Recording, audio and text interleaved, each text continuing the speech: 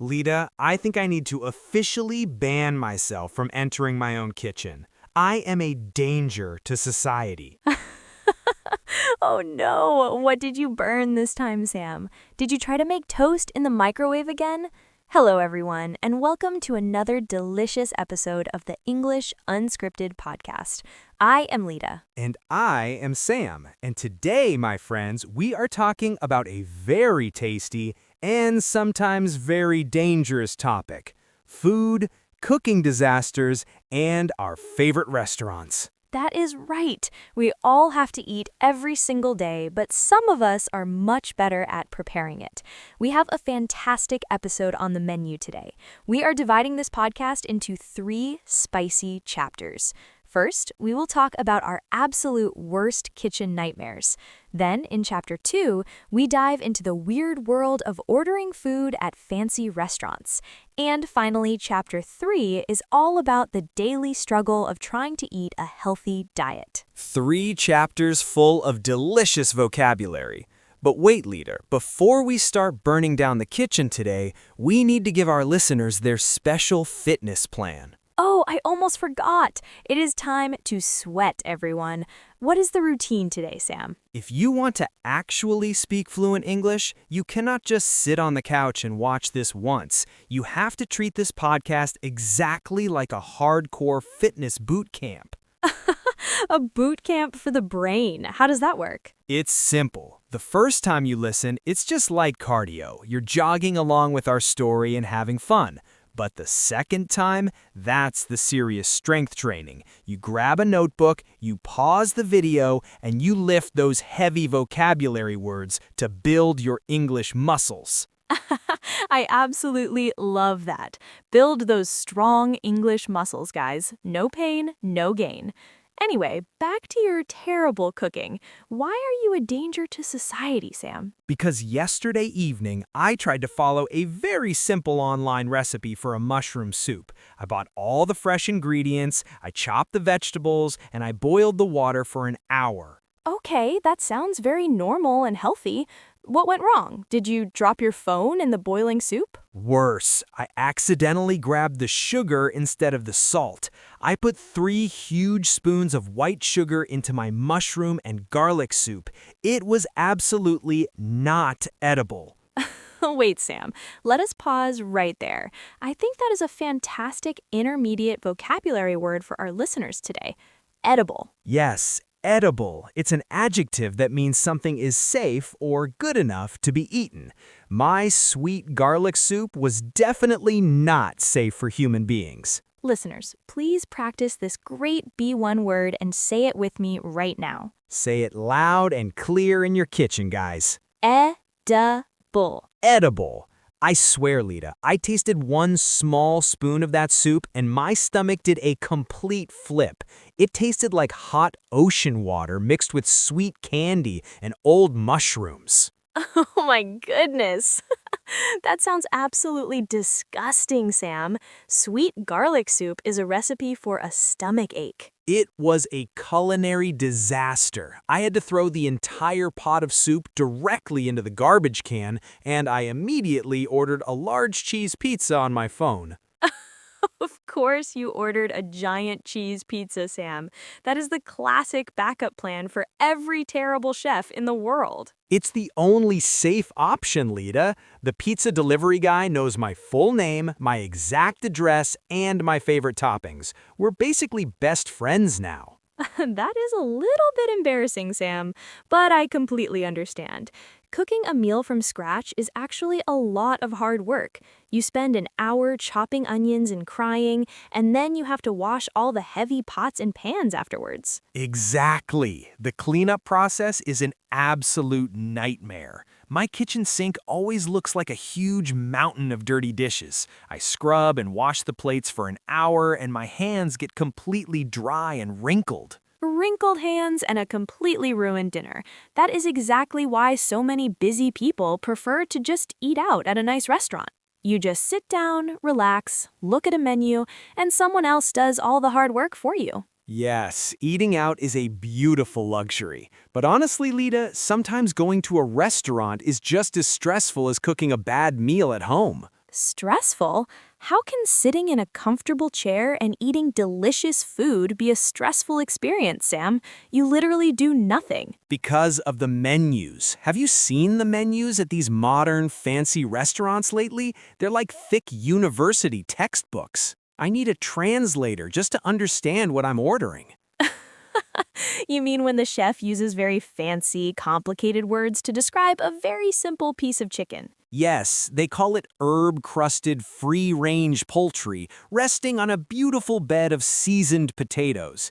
It's just roasted chicken and French fries, Lita. Just say chicken and fries. Oh my goodness, you are so right.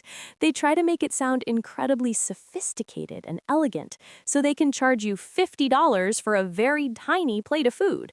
Which actually brings us perfectly to Chapter 2 of our delicious journey today. Listeners, put on your nice clothes and grab your thick dictionaries because we are about to step inside the confusing, expensive, and hilarious world of ordering food at fancy restaurants. Lita, I went to a very fancy French restaurant last month, and I am honestly still hungry today. Still hungry after a whole month? That is scientifically impossible, Sam. Did you forget your wallet at home and run away? No, I paid a huge amount of money, but the food was incredibly small. I actually needed a magnifying glass to find my dinner on the giant heavy white plate. Oh, I know exactly what you mean. Those expensive, elegant restaurants have incredibly small portions of food. It is all about the beautiful, artistic presentation, not about actually filling your empty stomach. Wait, Lita, let us pause right there. I think that is a fantastic intermediate vocabulary word for our listeners to learn today. A portion.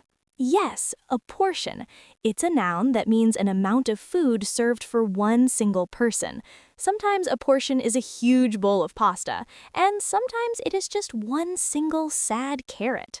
Listeners, please practice this great B1 word and say it with us right now. Say it loud and clear at your dining table, guys. Check your plates. A portion. A portion. So your portion of food was incredibly tiny, Sam. What exactly did the waiter serve you? They gave me 3 small green peas, 1 single drop of yellow sauce, and a tiny little square of fish. I swallowed the entire portion in exactly 2 seconds.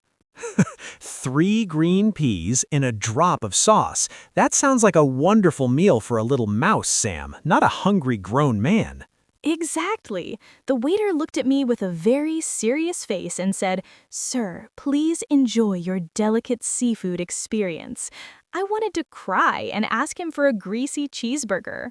It is a very strange culinary trend in modern cities. You pay a fortune, and you have to stop at a cheap fast food drive-thru on your way back home because your stomach is still loudly growling.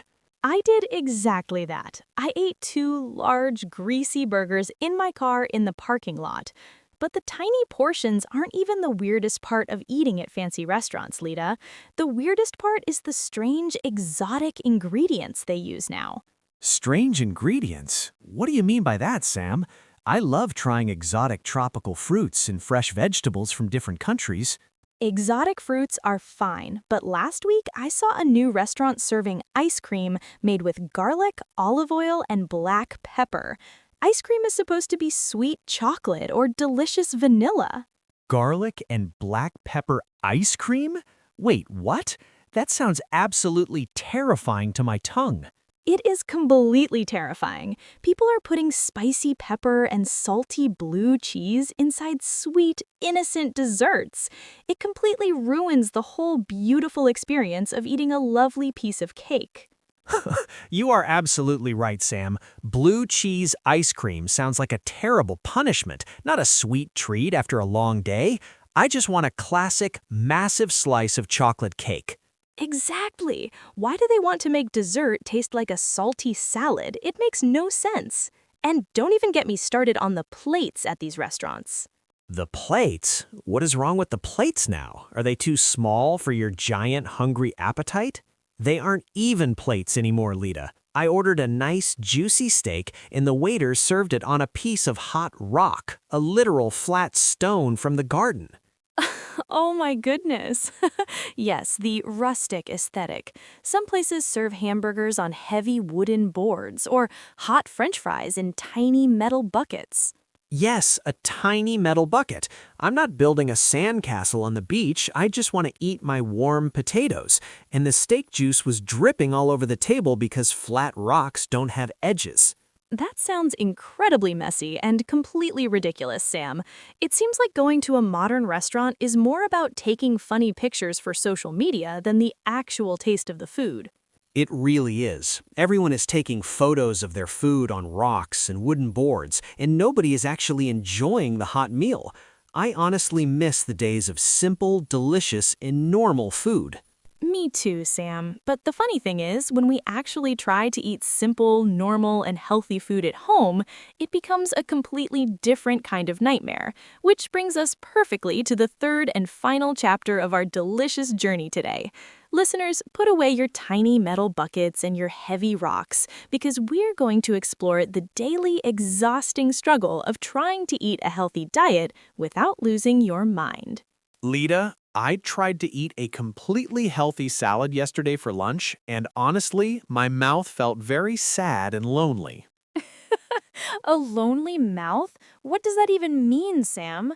Did the green leaves insult you? Yes, the raw spinach tasted like I was chewing on the front lawn of my house. I wanted a juicy, warm hamburger, but I was forcing myself to be a responsible adult. That is the daily struggle for everyone, Sam. We all know we should eat fresh, healthy food, but our brains are deeply wired to crave sweet sugar, salty fries, and heavy carbohydrates. Our brains are completely evil. They trick us into thinking that a giant chocolate cake is exactly what our bodies need to survive the afternoon, but we need vitamins and minerals. Exactly. We need to stop eating processed junk food and focus on beautiful, colorful, and nutritious meals that give us real energy. Wait, Lita, let us pause right there. I think that is a wonderful, highly useful vocabulary word for our listeners to learn today. Nutritious. Yes, nutritious. It is an adjective that describes food that is very good for your physical health, full of essential vitamins, and helps your body grow strong. Listeners, please practice this excellent B1 word and say it with us right now. Say it out loud in your healthy kitchen, guys. Eat your greens. Nutritious. Nutritious. So, Sam, your green lawn salad was definitely very nutritious, even if it made your mouth incredibly sad. It was highly nutritious, but extremely boring. Eating healthy food feels like a full-time job. You have to read the tiny labels on every single box in the supermarket to check the sugar. The nutrition labels. They are completely terrifying, Sam. You pick up a small, innocent box of healthy cereal, and it contains 50 grams of hidden sugar. Hidden sugar is everywhere. It's in the ketchup, it's in the bread, and it's even in the healthy fruit juice. We're secretly drinking liquid candy every morning for breakfast. It is a giant conspiracy, Sam. They put sugar in everything to make it taste delicious, so you buy more of it. It takes a lot of willpower and discipline to walk past the bakery section. The bakery section is my absolute weakness. The smell of fresh, warm bread and sweet cinnamon rolls floating in the air completely destroys my discipline in 2 seconds. I know exactly what you mean, Sam. The smell of warm cinnamon and baked sugar is a trap. It's literally designed by scientists to make you hungry and destroy your diet. It is a very unfair trap. How can a simple leaf of raw spinach compete with a warm, fluffy donut covered in thick chocolate? It's an impossible battle for my poor brain. It is difficult, but you have to find a healthy balance, Sam. You cannot eat chocolate donuts every single day, but you also cannot survive on just boring, sad green leaves forever. Balance. That's the magic word, isn't it? So I can eat my highly nutritious salad for lunch and then maybe have one tiny delicious piece of dark chocolate for dessert? Exactly. Dark chocolate is actually quite good for you in small amounts. You just have to trick your brain, Sam. You have to find healthy foods that actually taste amazing, like roasted vegetables with lots of delicious spices. Roasted vegetables with some garlic and olive oil. Okay, that actually sounds much better than eating the raw grass from my garden. maybe I can survive this healthy lifestyle after all, if I stay away from the bakery. I believe in you, Sam. You can do it, and I believe in our amazing listeners too. Cooking and eating healthy is a long journey, exactly like learning a new language.